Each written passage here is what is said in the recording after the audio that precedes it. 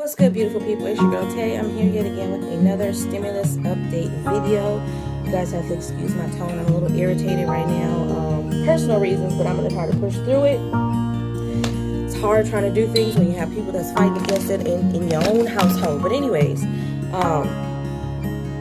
so I wanted to do a stimulus update video today, and I'm also going to go over the names of the states that have currently been approved for pandemic EBT 2020, 2021, as well as the states that have been approved as of today, Friday, March 5th, for the emergency SNAP allotments for March. So I'm not going to give you the payout dates. You guys always know I do that in a separate video because there's just way too much information in this one to talk about.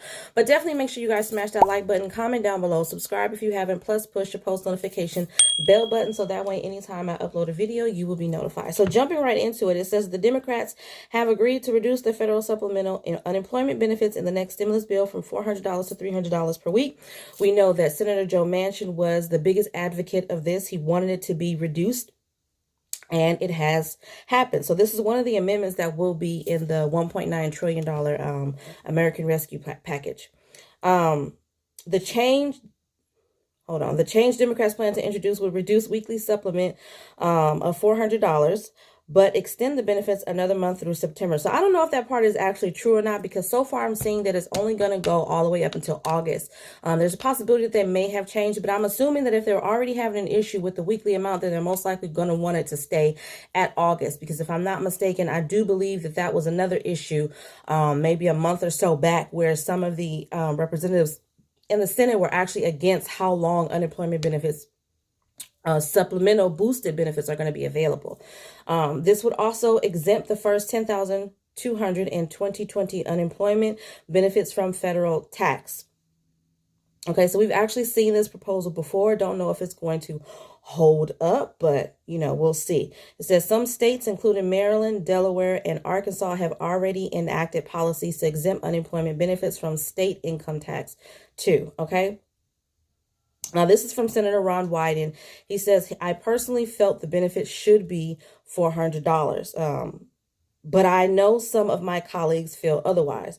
So what they're looking into right now, or what he says, let me just keep going on with what he says. So what we're looking at is making sure that we can get a benefit so that people can make rent and pay groceries, that we prevent the cliff. And by God, we sure as hell didn't let folks who are unemployed pay taxes on those unemployment benefits that they secured in 2020. So that's pretty much all in terms of that. I know that as well, yesterday we had another senator who was trying to delay the bill. So he had them literally sit out and read it. It says they're doing they did a 10-hour recitation of the legislative text. Okay. So what he wanted, I can't remember his name, but what he wanted was to try, basically it was just for him to try to prolong this bill, to stall it as much as possible. He claimed that he wanted everybody in the Senate to know every detailed piece of literature that was in this damn near $600 stimulus package. But the reality is that it was just a tactic, I feel, and a lot of people feel, just for him to stall the package. So now they have to sit there and wait. So senators are currently listening to the entire 600+ page bill in chamber, thanks to Senator Ron Johnson, that's his name, who objected to the customary motion to stop the full reading. Okay. Johnson said the reading would give senators time to craft amendments and for Americans to learn the details of the legislation. The decision, however, probably has more to do with the fact that he doesn't like the bill and doesn't want it to pass. So like I said, that's pretty much, everybody is seeing it from the same side. He just doesn't want this bill to pass. So he's going to try to prolong it. We also know that Stingy Mitch, our Senator Minority Leader, also is going to try every effort that he can to basically stall this bill as much as possible. However, I don't think that it's going to hold much weight. We have Senator Majority Leader Charles Schumer pledge yesterday that Democrats would pass a massive pandemic relief bill this week, even as Republicans plot how to slow down the bill. The Senate is going to move forward with the bill no matter how long it takes. The Senate is going to stay in session to finish the bill this week. Okay. The Democrats had hoped that they would be able to start on this package by Wednesday, a couple of days ago, but Obviously, for many factors that we've been discussing all week, they were unable to do that. So they're still somewhat hopeful that they'll be able to get this stimulus package passed before the deadline in which the boosted unemployment benefits will expire, as well as some other things in the previous package that was passed in December. So they're hoping to get all of that done. Says even after the initial vote, Democrats could face up to another 30 hours before they could even start a vote-a-rama marathon session that is expected to last several additional hours. Okay, Republicans are vowing to file a mountain of potential amendments to the bill. So during a vote-a-rama, any senator who wants to force an amendment vote can do so, giving Democrats little control over how long it lasts. So hopefully we don't run into the same issue. I mean, we just got a package in December. We're only in March. So hopefully they can get this done sooner rather than later. But again, we're dealing with the government, and like I've been saying, there's not really a whole lot that you can do when it comes to the government, but sit on your hands and just wait. Okay. Another bit of information that I thought was interesting. It says the Oklahoma State House has passed a bill that would allow the state attorney general and legislator to declare federal laws and executive orders issued under Democratic President Joe Biden as unconstitutional. The bill, which is called HB 1236, would allow the Oklahoma attorney general to review any executive orders, congressional laws, or federal agency rules to see if they violate the U.S. Constitution. If the attorney general doesn't oppose them, then the state legislature could do so through a majority vote. And that bill was actually approved last week through an 80-14 vote in the Republican-led state House. I'm not exactly sure why they wanted to do this, but obviously this is to stop the executive orders from affecting this particular state. So what that means is basically the same thing that's going on with the taxes right now. They want extra time to read over or go through whatever executive orders have been written by our president, and then they have the last word to decide whether or not they want to implement them in that state or not. I mean, I don't know if it makes a difference to you guys, but I feel like if there's an executive order, if he signs an executive order to give out money and they're against that, that would be a problem for everybody in Oklahoma. Just again goes to show that these decisions that they're making has nothing to do with the American people. It has to do with their own selves, their own theories and concepts of how they feel the world and the government should work. And none of it has anything to do with us. But that's pretty much it when it comes to the stimulus side of things. So in other news, I did get a question. Someone was asking me about housing assistance in New Jersey. So I did find this, and I'm going to put this website down below. It says Hudson County.